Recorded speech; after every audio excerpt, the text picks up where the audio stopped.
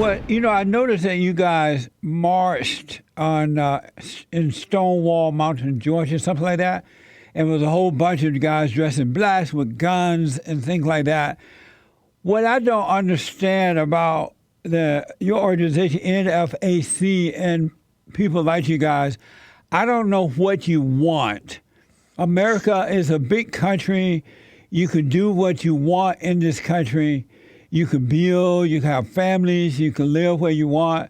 When I was growing up, that's the way it was. And I grew up in Alabama on a plantation.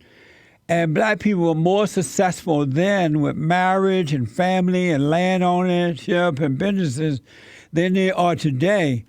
What do you want exactly from the white people? Well, that's a great question. I'm glad you phrased it the way you did, because I too grew up in the old days. Don't let the smooth looks fool you. It is the fact that you and I both have sat back and witnessed a deterioration, not only of the morals and the precepts of that which we used to live under, but also a steady return and a sliding backwards to the days reminiscent of Jim Crow and those particular practices, not from all people who are not of color, but from a select group that have become more prominent in the last 4 years, thus creating the rise of the NFAC. It's not what we want from white people. We don't want anything from white people. What we want to do is to determine our own destiny. What we want to do is to not exist under a system that treats us as second-class citizens through systemic racism and practices that have been ingrained in this country for the last 240 some odd years. What we desire are reparations for the 246 years of free labor that our descendants gave to this country, which made it wealthy, and that a lot of those companies still exist today. What we desire is restitution. What we would like to see is a reform of the policing within this country, a reform of the judicial system, and of course, the treatment of all folks equally under the law. These are the things that we've seen that have begun to deteriorate in this country, in spite of all the great opportunity that you speak of, in spite of all the wealth that this country has amassed, in spite of all the political power that this country has around the world. It is still subjecting a certain population within its borders to what we would call human rights violations. So it's not what we want from them. We don't want anything. What we want is the right to determine our own destiny and the ability to defend ourselves. If you study the history of militias within this country, and I don't know why it's such an issue that black people formed the militia when there have been white militias around for years, and what the purpose that they serve under the Constitution in the event that they have to be called up by the president to augment military function within a state or for the nation. It didn't become an issue until black people decided to form a militia to protect themselves, not to attack anyone, not to demand anything. But militias are used to emphasize a political position. The Democrats have militias that actually went out and committed acts of violence back in the 1800s. The Republicans had militias that went out and drove their points home during the Civil War. We, as a militia, would simply push forward a political point that no one who is not going to honor or try to help the black people to try to overcome together with us the 5 things that we have determined from a census that has been done across, we hope, most of the population, that we can have those that require us to have our political support or our financial support. That you would have to do like every other demographic does that agrees to enforce or to uphold this particular manifesto that we come up with that's beneficial to those of us who have a melanated persuasion within this country and worldwide. Everything that you just said sounds like a bunch of complaints. It's all weak. When I was growing up under the Jim Crow law in Alabama on the plantation, black men were not complaining and they were not weak like that. Instead, they built, they got married, they raised families, and they taught us that too by examples. And even though Jim Crow law was in existence, it didn't interfere with our personal lives, our family lives, and our friendship with other white people who were not a part of that, because it was a Democratic Party thing that put that together. And it's kind of, it's hard for me. Interesting that you say that. Let me just finish this. I want to ask a question with it. It's hard for me to see grown black men complaining and acting angry and trying to complain about systemic racism, which doesn't exist, about what the white man is or is not doing, and white people are not holding black people back at all.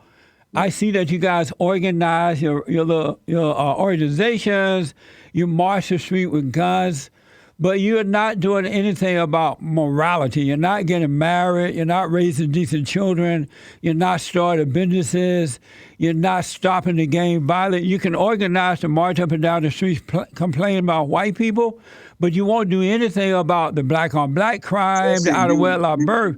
And that's the role of the men to lead the way. That's the role. I know, but let me just say, that's the role of lead. That's the role of leading the way for the black women. Why aren't you guys doing that? Why aren't you guys doing that? What is your question? Why aren't you guys, instead of running up and down the street and complaining about so-called systemic racism and all that, why aren't you as men leading the way for the black women and children? So first of all, let me answer your question. Number one, we haven't run up and down the street and done anything, so don't terminize us that way. Additionally, we haven't made a complaint about anything. Secondly, you shocked me that you haven't done your research about the NFAC. We are very deeply involved in gang reconciliation. But you just said systemic racism and all that. And that doesn't exist. I let you talk, sir. If two black men are going to sit here and have a conversation, then let's have a conversation. Respond to my question. I'm responding, but to cut me off while I'm talking is a form of disrespect that I don't tolerate. Go ahead.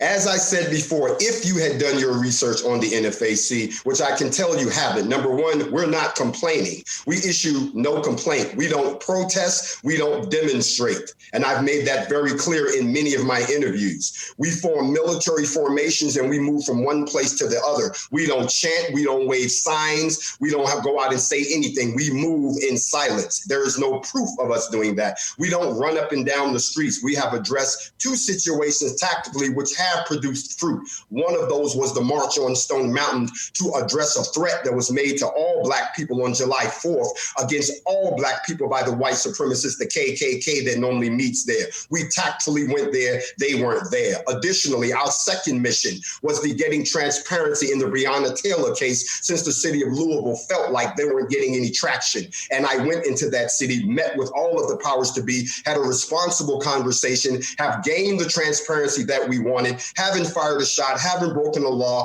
haven't threatened anyone, haven't done a damn thing. So I don't know who you think you're talking about, but our organization doesn't do that. Additionally, when you talk about gangs and what's happening within the black community, we're deeply involved in gang reconciliation with the California Black Writers. We are married to many of the organizations at the grassroots levels that are doing things like addressing the problems that are systemic within the black race. We're not just complaining to white people, and I'm insulted that you would sit here and paint this minuscule picture of what you call our little movement, which is the most significant organization by black people within the pro-black movement in the last 60 years, and it's something that's never been done in the existence of this country. What I don't understand about what you're all doing is if you can organize a rally, if you can organize and go and pretend that the police brutality is happening and racism, why aren't you organizing black people to return to God, get married, raise decent children, start businesses? Why don't I buy land? You can do that in America. Why not put that same effort to rebuilding families? Because the real reality is that black people are suffering, those who are suffering, due to the moral character. I beg you to stop again, sir. This interview is going to end prematurely if you don't stop sitting there letting me know how little you know about us. If you study I know about all the stuff you just named. We're doing just that. We're doing everything you said. But it doesn't show anywhere. At the beginning of this conversation, you asked me what was my religion, and I didn't want to get into it because I didn't want to get into a theological discussion. But since you opened the door, allow me to walk through it. Not only do I teach on the regular on a show called Facts Over Feelings, where we deal with just those issues, where we encourage things such as group economics, where we talk about the stabilization of the American family, where we talk about the fact and where we teach on things such as post-slave traumatic stress syndrome, where we talk about the fact that we have to raise our racial esteem and begin to recapture the unity that we had before. I'm doing all of those things. And most of the people in the NFAC are of the same religious faith and persuasion and believe in all of those principles. If you study us, you'll find out that I made it very clear that one of our goals was not just the protection of the Black community, but the protection of the Black community so it could self-heal and we could assist with all of those things that you just named. Every last thing that you just named, we have already been doing. I don't see any proof, and I've looked around the country and I've asked and I've interviewed all types of people. I don't see anywhere where Black people are building. I do see that everywhere they go, they destroy. For an example, there's a terrorist attack upon America right now by the radical far-left Black lesbians, the Black Lives Matter people, and the Antifa and all that. They are destroying. And Black people are stealing and robbing and no shame about it. They are taking from the white man and they feel that. I didn't grow up like that. And then Black people didn't, when I was growing up, Black people didn't think as a group. They thought as an individual, as Christians, as American citizens. So they built. And those Black who was of decency, they hung out with. Those who were not, they didn't hang out with. Why do you guys have to act like all Blacks are the same? You got to have this movement going. Why not just live as normal people and treat everybody equally?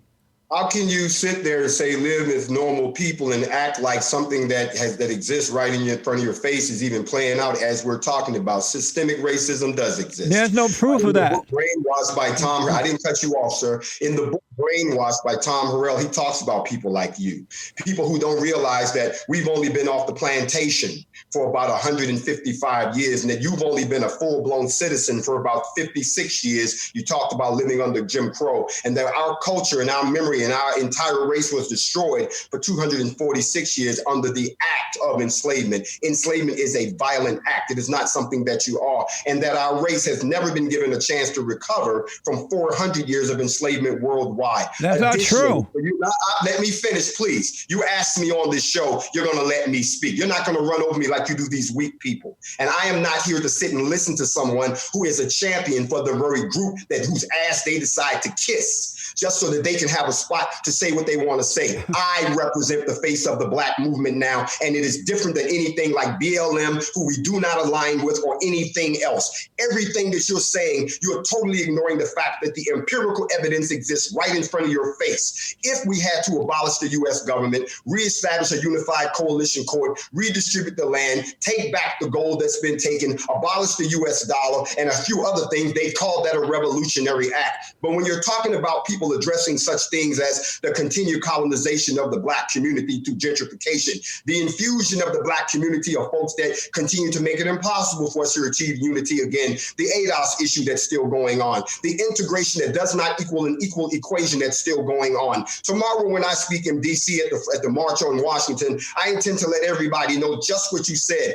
Things are not as normal as you paint them out to be. There has been a gradual deterioration. There has been a gradual deterioration within our communities and externally in this country. This is not the United States that I fought for. This is not the United States that I wore the uniform for. This is not the United States, as you so eloquently said, that I remember from the 70s and the 80s. This is not the United States. Yesterday, a 17-year-old boy got a weapon that he shouldn't even have had and got a ride from his white mother to go up to another state to kill some people simply because he was still being poisoned with the poison of racism. Where are all the Klan robes? You can't find a Klan robe in a thrift store or the Salvation Army because they still have them. You're not going to sit there and insult me and the 45 million other people that still exist in this country and try to do just what you said. Let me say that you're going on too long. Hold on. Without somebody calling the police on you. And then the police itself that you out of the state patrol that is still killing people at will, and there has been no redress. You can sit there and act like it doesn't exist in your comfortable white world. We have begun an operation. You're going on too long. We don't have a lot of time. Hold on.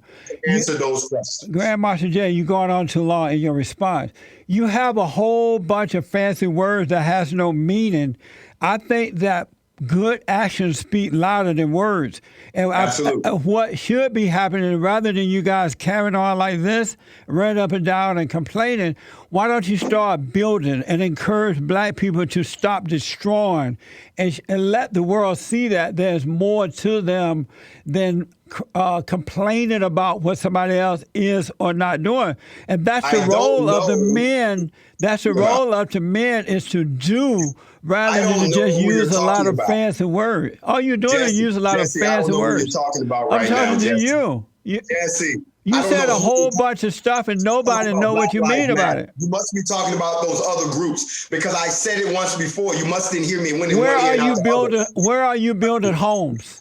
People to unify. We are telling people to practice group economics. Where are you building homes? More gun sales in the last 3 Where months. are you taking? Where are you doing this? You're saying it. Where is it happening? We've done more in 3 months. Where? Than some people in the civil rights movement did in the entire movement. Where? What do you mean where? Where are you Look across building? the country. Statistics have shown that ever since we started the campaign, which began in Brunswick, since you didn't ask, which began in Brunswick with Ahmaud Arbery, ever since we started our campaign, gun sales and gun classes and gun certifications amongst Black people are up 52%.